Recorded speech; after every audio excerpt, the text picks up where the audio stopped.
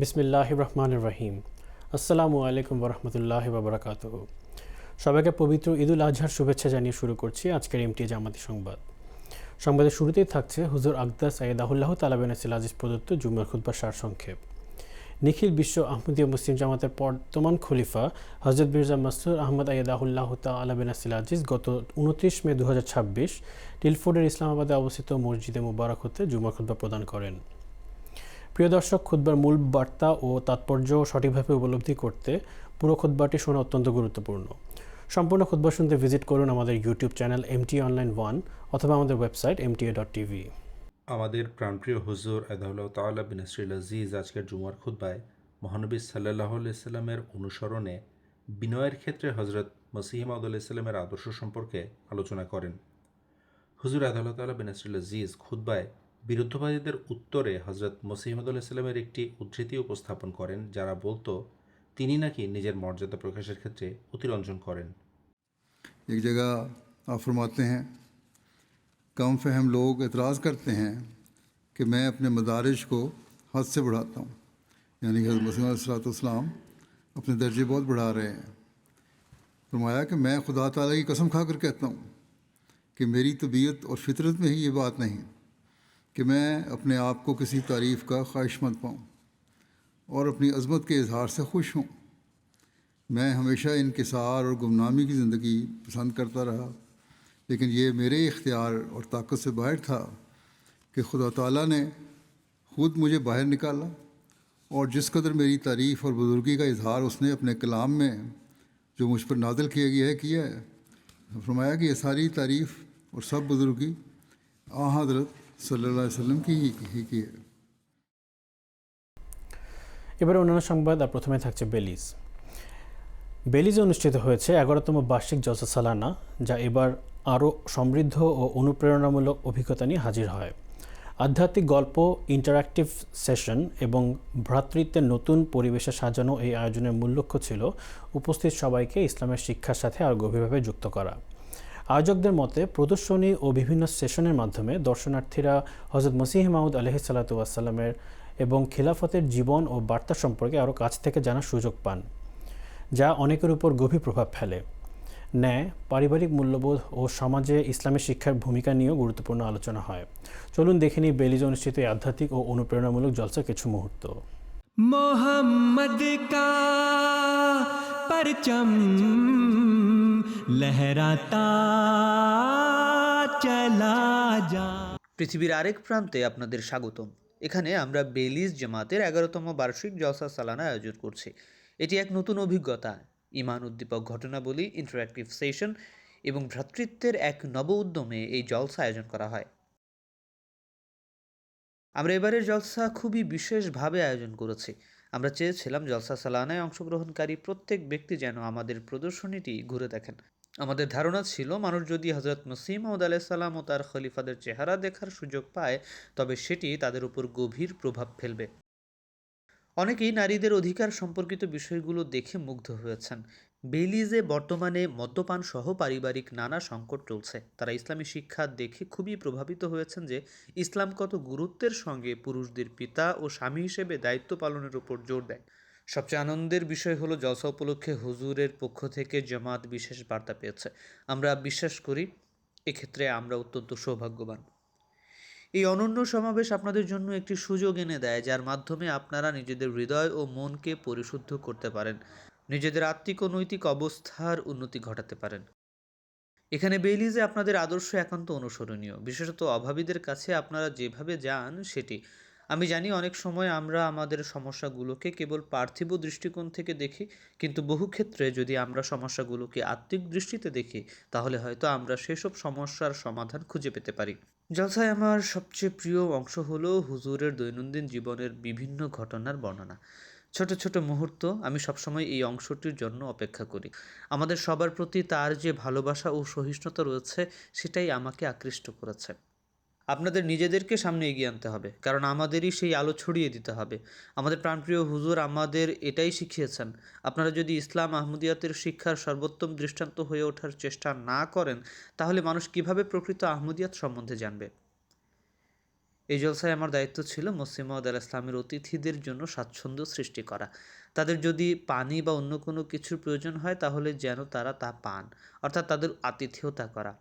এবছর লঙ্গরখানার জন্য আমরা 2টি কন্টেইনার একসঙ্গে স্থাপন করেছি এবং তার উপর ছাউনি তৈরি করেছি যেন ছায়ার ব্যবস্থা থাকে।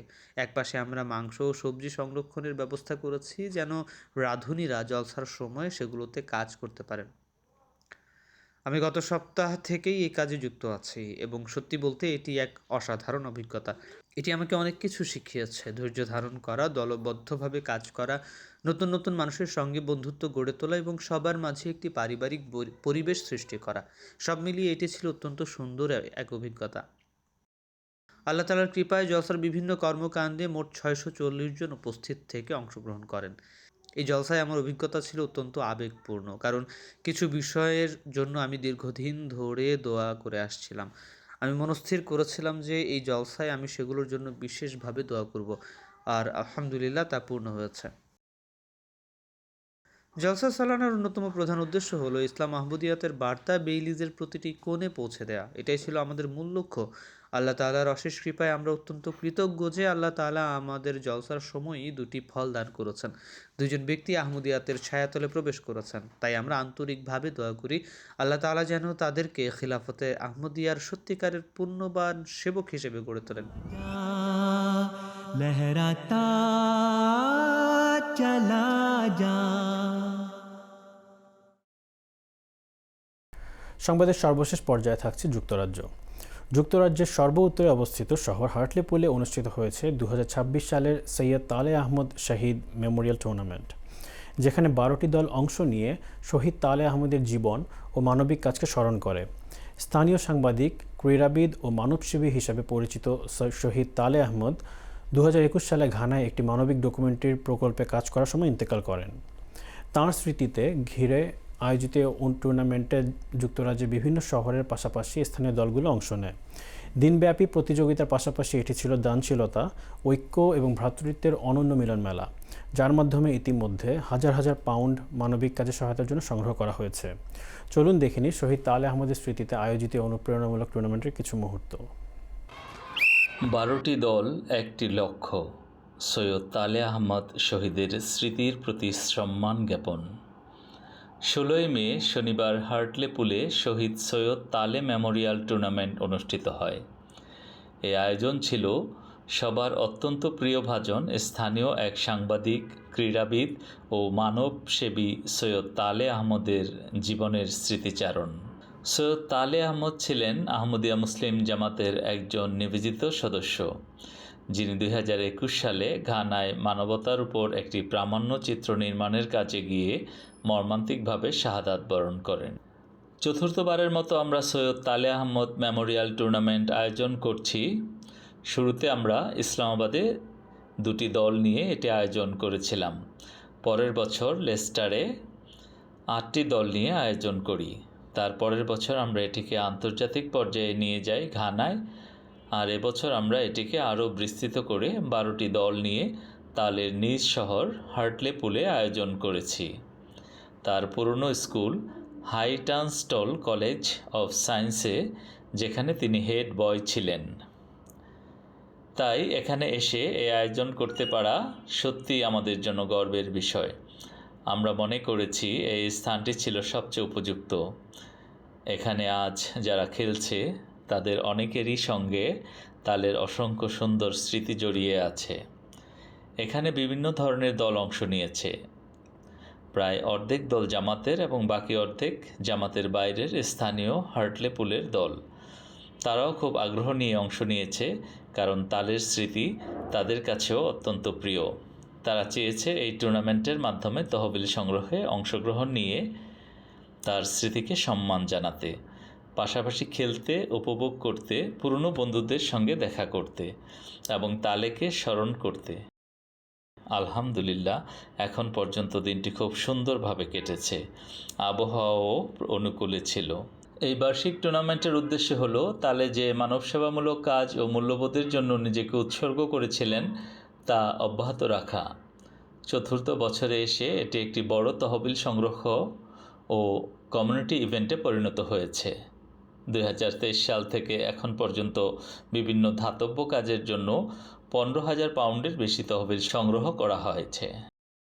আজ আমরা এখানে এসেছি সৈয়দ তালে আহমদ শহীদের প্রতি শ্রদ্ধা জানাতে।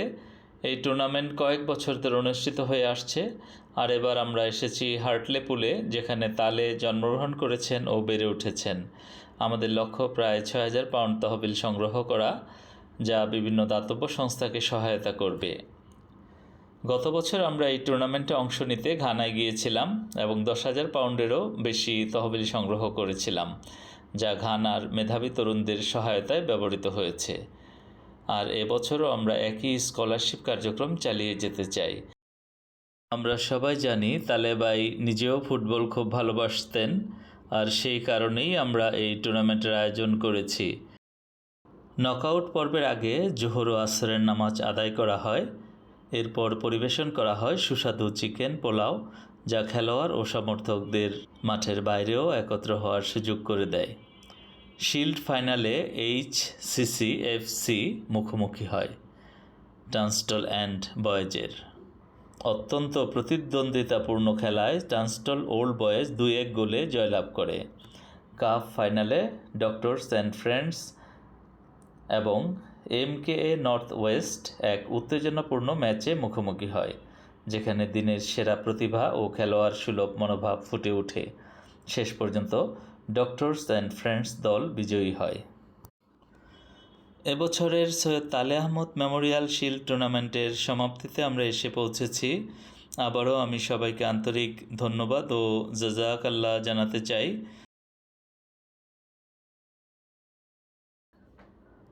দিনের সমাপ্তি ঘটে পুরস্কার বিতরণী অনুষ্ঠানের মাধ্যমে, যেখানে খেলোয়াড়দের ব্যক্তিগত ও দলগত পারফরম্যান্সের জন্য সম্মাননা দেওয়া হয়।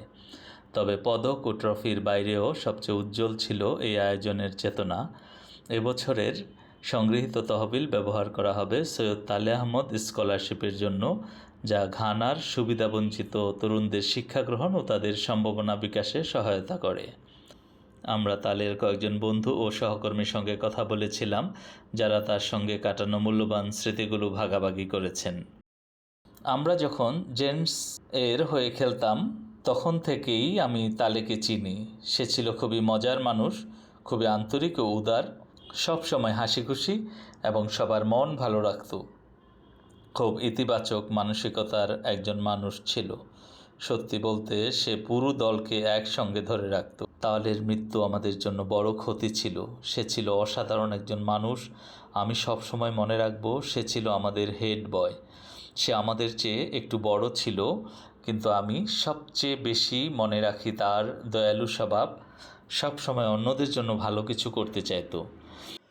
সংকট ও দ্বন্দ্বে পূর্ণ দ্বিধাবিভক্ত এক পৃথিবীতে তালের স্মৃতি এখনও মানুষকে একত্রিত করে চলছে। যুক্তরাজ্যের বিভিন্ন প্রান্তে থাকা বন্ধু, পরিবার ও সমর্থকদের মধ্যে ঐক্য ও ভ্রাতৃত্বের চেতনা জুগিয়ে চলছে। এ সপ্তাহের এমটি বিশ্ব জামাতের সংবাদ এখানে শেষ হচ্ছে। নিয়মিত আপডেটের জন্য আমাদের এক্স হ্যান্ডেল @newsmta-তে অনুসরণ করুন।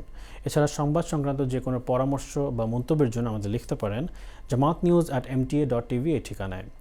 সবাইকে আবারও আন্তরিক শুভেচ্ছা এবং আগামী সপ্তাহে একই সময় সংবাদ দেখার আমন্ত্রণ জানিয়ে আজ এখানে বিদায় নিচ্ছি। আসসালামু আলাইকুম ওয়া রাহমাতুল্লাহি ওয়া বারাকাতুহু।